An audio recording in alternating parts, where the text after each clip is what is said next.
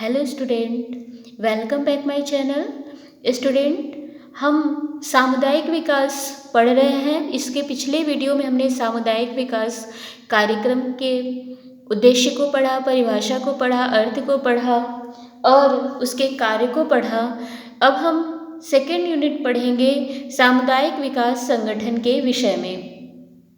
समुदाय का मतलब क्या होता है? जहाँ एक नहीं, दो नहीं, बहुत सारे लोगों का, 3, 4, 5 या इससे अधिक लोगों का एक यूनिट होता है, उसे हम समुदाय कहते हैं। देखिए, इसमें बहुत सारे लोगों को बनाया गया है ना, सब एक दूसरे के साथ है।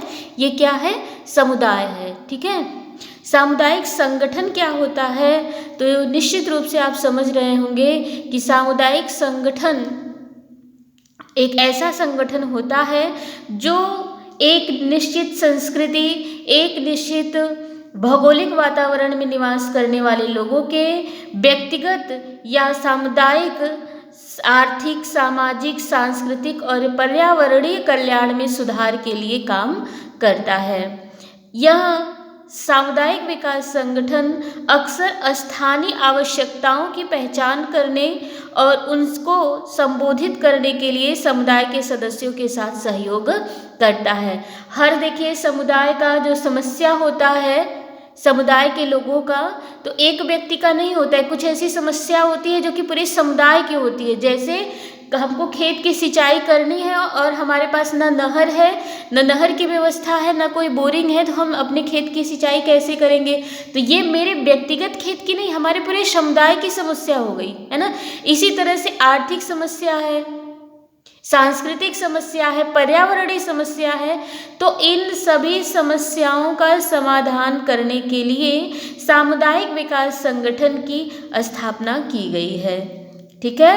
ये संगठन यहाँ हमने हाईलाइट किया है, जरा सा ध्यान दीजिएगा। ये संगठन, कौन सी संगठन? सामुदायिक विकास संगठन किफ़ायती आवास, शिक्षा, स्वास्थ्य देखभाल, आर्थिक विकास और पर्यावरणीय स्थिरता सहित कई मुद्दों पर ध्यान केंद्रित करती है। मतलब लोगों का आवास कैसा है, उनकी शिक्षा कैसी, उनका स्वास्थ्य कैसा है, उनको स्वस्थ रहने के लिए कैसे देखभाल की ज़रूरत है, उनका आर्थिक विकास कैसे होगा, कैसे उनके पर्यावरण स्वच्छ रहेंगे जिससे कि वो बीमार न पड़े, इन सभी मुद्दों पर अपने ध्यान को केंद्रित करता है और समुदाय के संगठन के जो समस्या है उसके समाधान का भी प्रयास करता है। ठीक है। यहाँ देखिएगा, सामुदायिक विकास संगठन का अंतिम लक्ष्य समुदाय के सदस्यों को सशक्त बनाना तथा समुदाय के भीतर आत्मनिर्भरता और स्थिरता को बढ़ावा देना है। मतलब जो समुदाय के सदस्य हैं इतने आत्मनिर्भर हो जाएं कि वे अपनी समस्या का समाधान स्वयं कर सके। ठीक है। इस तरह से देखिए, रोजगार को बढ़ावा देने में, शिक्षा और स्वास्थ्य सेवाओं को उपलब्ध कराने में और आस पड़ोस का वातावरण स्वच्छ निर्मल कराने में महत्वपूर्ण भूमिका निभाता है सामुदायिक विकास संगठन। ठीक है। और ये संगठन, यहाँ बताया जा रहा है आपको कि सामुदायिक विकास संगठन अक्सर इन लक्ष्यों को प्राप्त करने के लिए सरकारी संस्थाओं, व्यवसायों और अन्य गैर लाभकारी संगठनों के साथ मिलकर के कार्य करता है। ठीक है। अब यहाँ आप देख लीजिए थोड़ा सा, सामुदायिक विकास संगठन की कुछ सामान्य गतिविधियाँ क्या हो सकती हैं, क्या हो सकती हैं, इसको देखिए जरा सा। आवश्यकता और अवसर के क्षेत्र की पहचान करने के लिए समुदाय की आवश्यकताओं का आकलन करना। मतलब समुदाय की क्या समस्या है,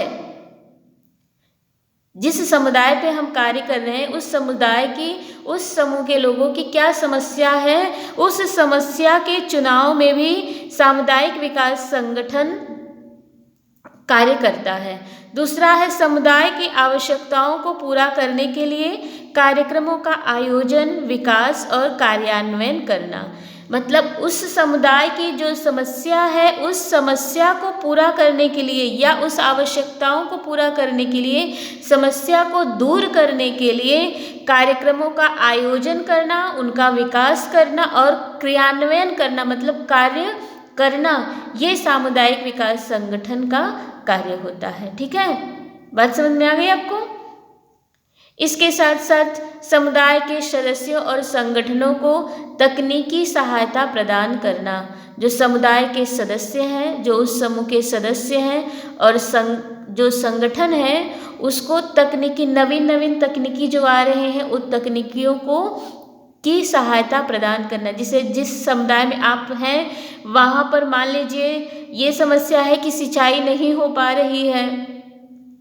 अब सिंचाई करने के लिए बहुत सारी नवीन तकनीकी है, बोरिंग करा दिया और मशीन लगा दिया, टुल्लू सबमर्सिबल डलवा दिया, मशीन लगवा दिया, तो सबकी खेत की सिंचाई हो गई। इसी तरह से खेत में कीड़े लग जा रहे हैं, पूरा फसल नष्ट हो जा रहा है, तो कीड़े छिड़कने वाली मशीन का यूज करके कीड़े मारने वाले दवाओं का छिड़काव कर देंगे तो संपूर्ण समुदाय के समस्या का समाधान हो जाएगा। वही चीज़ कह रहे हैं कि समुदाय के सदस्यों और संगठनों को तकनीकी सहायता प्रदान करना, ठीक है, और समुदाय को लाभ पहुंचाने वाली नीतियों और कानूनों की वकालत करना। बहुत सारी ऐसी नीतियां, ऐसे आयोग बनाए गए हैं जो कि समुदाय के हित के लिए कार्य करते हैं, उनको लोगों तक पहुंचाना और अपने हित का लाभ उठाना, अपने जो हमारे मौलिक अधिकार हैं जो उनका हम बेनिफिट उठा पाएँ। और लास्ट है अन्य संगठनों और हितधारकों के साथ साझेदारी और सहयोग को बढ़ावा देना।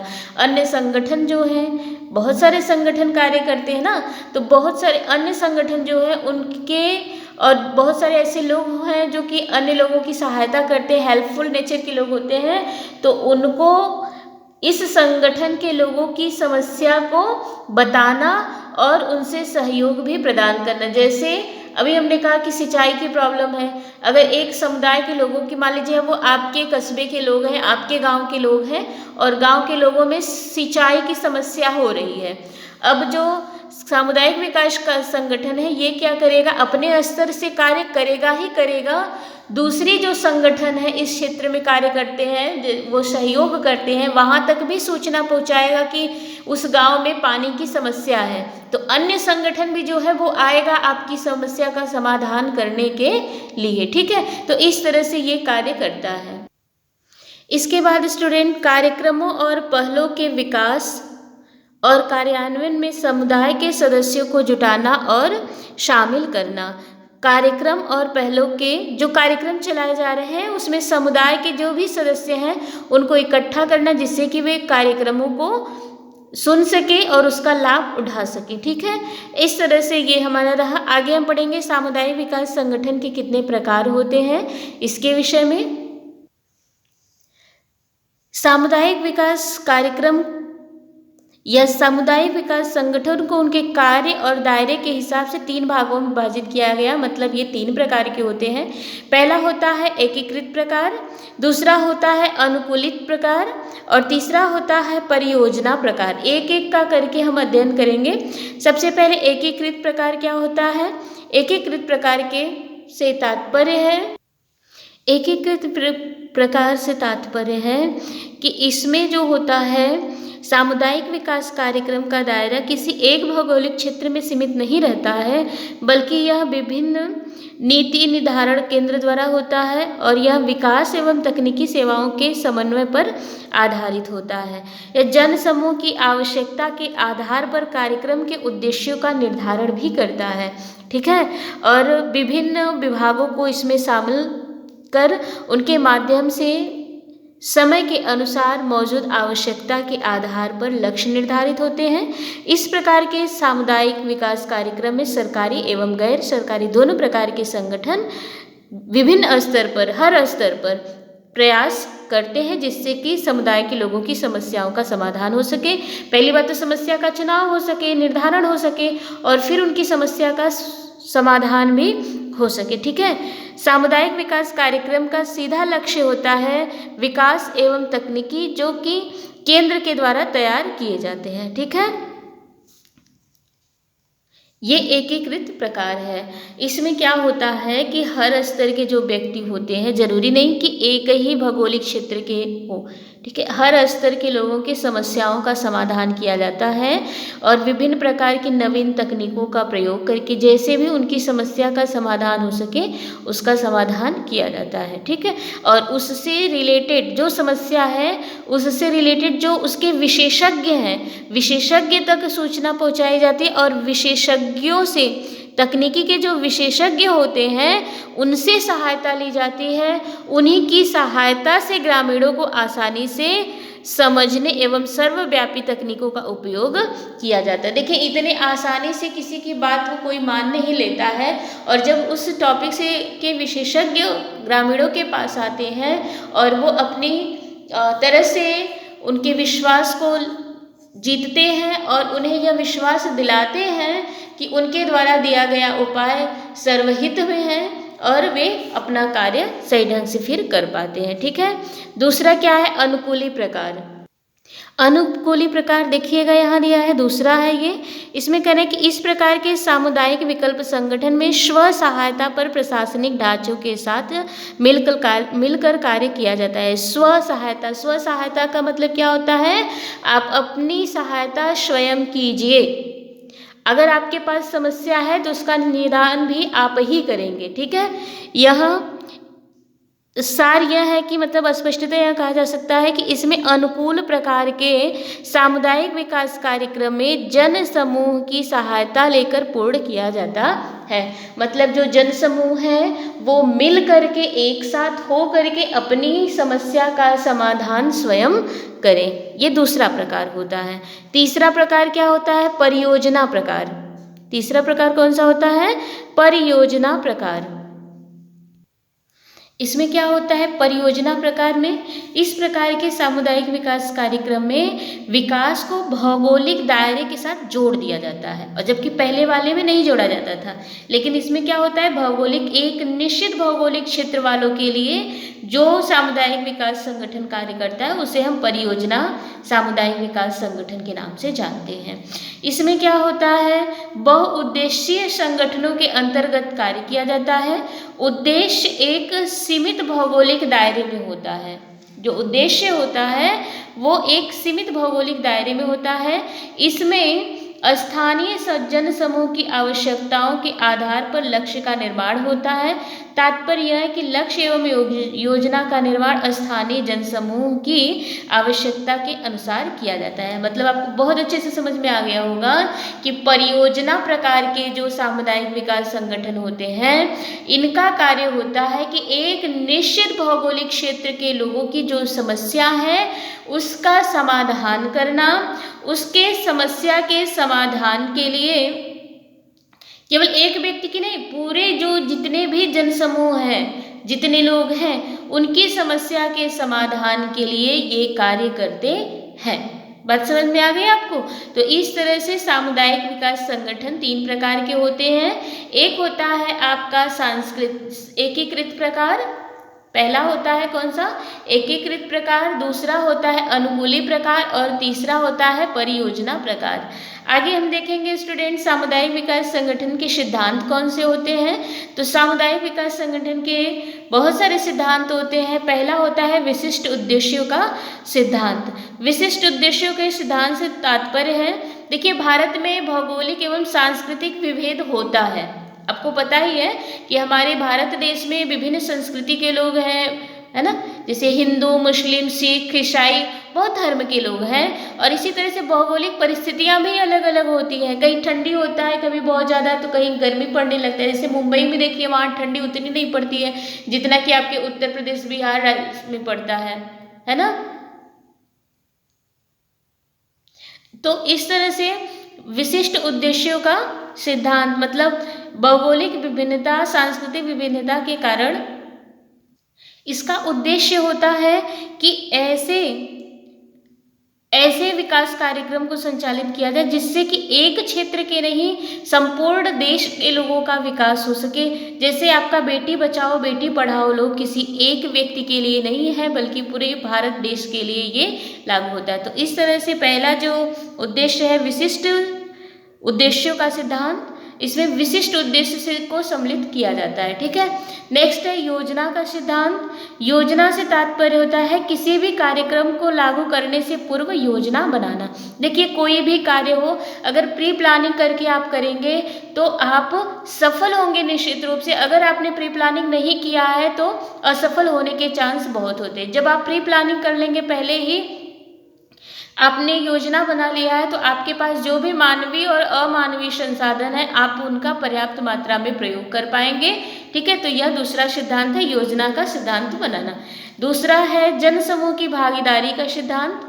मतलब जो समुदाय के लोग हैं उनकी भागीदारी कैसे की जाए और वे अपनी समस्याओं का कैसे समाधान कर सकते हैं, उनकी समस्याएं क्या हैं, ठीक, इन सारी चीजों से संबंधित होती है।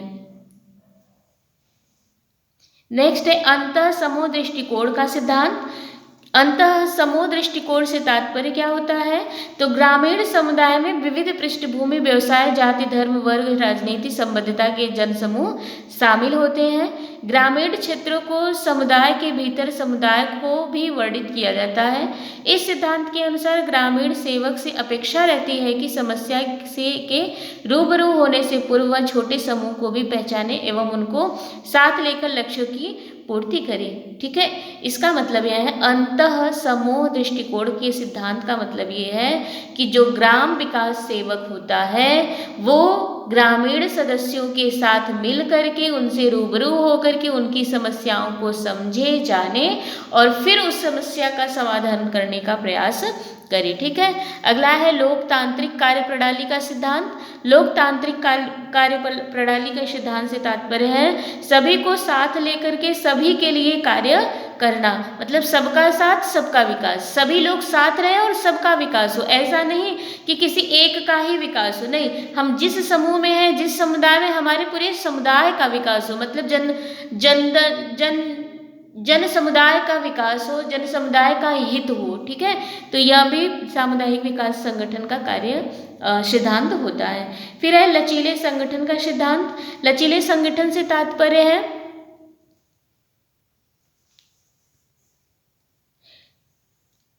यह सिद्धांत इस बात को जो समर्थन देता है कि सामुदायिक विकास के कार्यक्रम को प्रभावी तरीके से क्रियान्वयन हेतु नियमों व निर्धारित प्रक्रियाओं में लचीलापन होना चाहिए। लचीलापन से तात्पर्य यह होता है कि जैसी परिस्थिति हो, जैसा समय हो, आवश्यकता के अनुसार हम अपने नियम में, अपने क्रियाकलाप में, अपने संसाधनों में परिवर्तन कर सके। लचीला होना चाहिए। ठीक है, आवश्यकता पड़ने पे आप उसमें तुरंत परिवर्तन कर सके। ऐसा ना हो कि आवश्यकता है हमें परिवर्तन की और हम परिवर्तन कर ही ना पाए। ठीक है, तो सामुदायिक विकास संगठन का सिद्धांत होता है कि यह लचीला होना चाहिए। जैसी आवश्यकता हो, जैसे अगर ग्रामीण वासियों को हमें कुछ चीज़ों को बताना है अनौपचारिक रूप से, तो हम उन्हें शिक्षा दे सके।